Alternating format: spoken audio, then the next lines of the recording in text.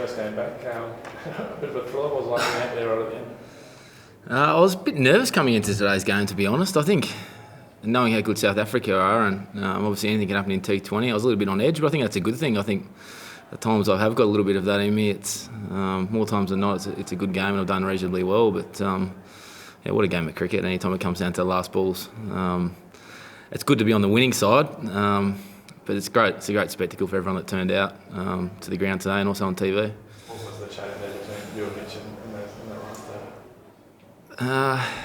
I think it was just about taking your time. Like everything sort of builds up on you quite fast there at the end. So when it came down to a couple of balls left, I was sort of considering whether I try and smack it down the ground for 2.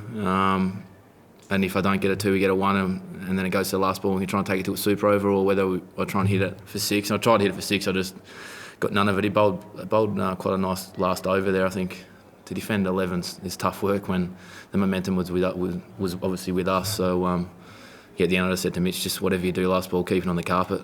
And I'm running, and we ran hard, and yeah, the rest was history. So it was, like I said, it's a nice feeling to win those sort of games, and it makes it even more satisfying, especially when you're on the end of it from time to time, when you're on the end of the stick like that and you don't win a close one. Your record in one-day cricket, the finish, did that give you actually a little bit of confidence knowing that you've done it so many times? It's a hard one to sort of explain. I think that's just, I've said it all along, probably the last 12 months in particular. That's the role I play with bat and ball. There's going to be times when I look a bit silly, and everyone at home or at the ground thinks what's he doing. But and there's other times when you look good. But at the end of the day, it comes with the territory. That's my role in the team, and whether I get a duck or I'll get 10, 20, 50, as long as you're winning, I'm a happy man. Different conditions in India, but just how much confidence do you take to chase down a total like that against a really heavy environment?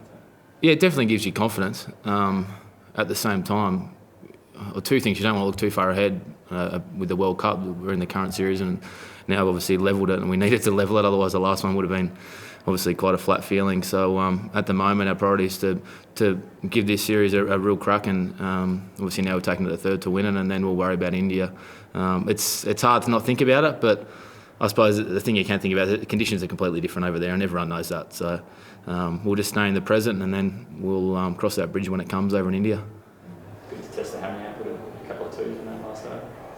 Yeah, I spent a bit of time up in Brisbane with the people up there, the strength and conditioning people up there. So they put me through my paces, and I had confidence in every confidence I can get through the game. It was just the intensity. Anytime you come back and play, the intensity is a different level. You can't train for that, and yeah, happy to get through unscathed. But yeah, I'm not thinking about that at all when I'm playing. Once I'll cross the line, I'm playing 100%. Has there been initially, obviously when you were the stands and whatnot, you worked out the timelines and you'd probably be right for the World Cup in this, but when you first did it in Auckland, was it back in your mind thinking you might be missing this? Yeah, it was with me for a little while, and I was managing it, and then it wasn't great in Auckland. So these things happen at the end of the day. It's a matter of bouncing back, and once I found out the results when I got back to Melbourne, it was a matter of doing the rehab, and I can't control whether I've got a timeline or not about when I come back and return, whether they pick me. It's just about doing my rehab and getting myself ready and prepared to play if I get picked, and obviously I'm back in, which is great.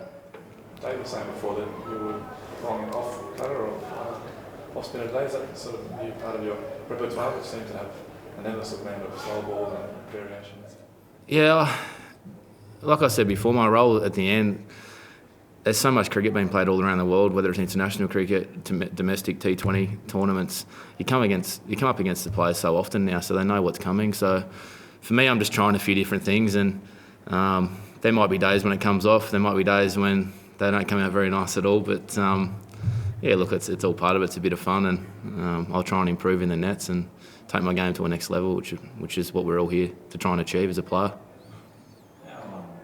Obviously, selectors have said we're going to look at the whole 15-man squad for this series. How close do you think they are to finalising the best 11? I'm not the right man to ask. I'll wait for the tap on the shoulder and prepare to play, and whether I'm playing or not, that's, like I said, it's not in my hands. I just train to play.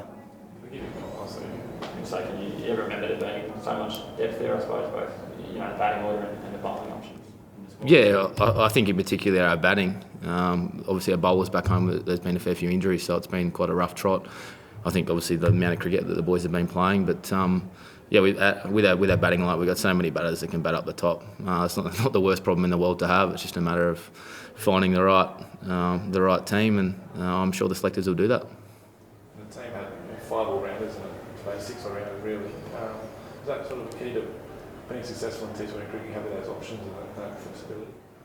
Yeah, being an all-rounder, I don't want to sound too biased, but I think in T20 it's a massive factor, especially if you can have someone in your top 3 or 4 that's an all-rounder as well. And Shane will be back, but he's bowling at the moment in the nets. He's not too far away, so I'm just making sure he's 100% because we know how much of an impact player he's been all around the world in all formats, especially in T20 and one-day cricket. So it's going to be a massive bonus for us to have him back bowling, and batting in the top 4.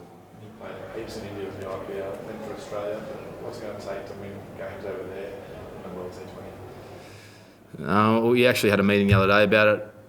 Fielding's massive. You've got 20 overs, everyone can contribute, and I just think a lot of it's pressure as well. If we can do that, we're a massive chance. But at the moment, like I said, we'll worry about this series, and then once we get there, we'll get set for the big one.